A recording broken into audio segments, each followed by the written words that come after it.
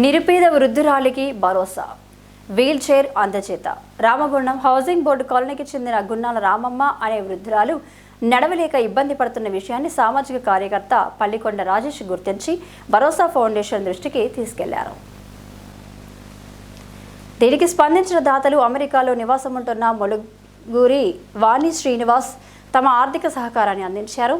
భరోసా స్వచ్ఛంద సంస్థ నిర్వాహకురాలు నజీమా, పల్లికొండ నరేష్, జేసీ సంతోష్, నరేందర్, ఇతర సభ్యులు నడవలేని స్థితిలో ఉన్న వృద్ధురాలు రామమ్మ వీల్ చైర్ అందజేశారు.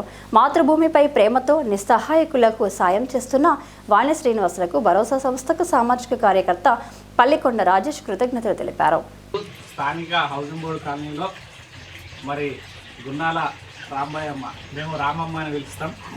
అమ్మ పాపం వృద్ధాప్యానికి చేరు వచ్చినటువంటి సందర్భంలో నడవడానికి కూడా ఇబ్బంది పడుతున్న విషయాన్ని మరి వారి కుటుంబ సభ్యుల ద్వారా తెలుసుకొని ఇక్కడ ఉన్నటువంటి తమ్ముడు నరేష్ కూడా అమ్మకు మనం ఏదైనా వీల్చైర్ లాంటివి చేద్దామని చెప్పినటువంటి సందర్భంలో ఇటువంటి విషయాన్ని భరోసా స్వచ్ఛంద సంస్థ వారికి తెలియజేయగా వారు వెంటనే స్పందించి మరి భారతదేశంలో పుట్టి పెరిగి జీవనోపాధి నిమిత్తం అమెరికాకి వెళ్ళి అక్కడనే ఉద్యోగ నిమిత్తం చేసుకుంటూ మాతృదేశానికి ఎంతో కొంత సేవ చేయాలన్నటువంటి ఒక మంచి సంకల్పంతో మరి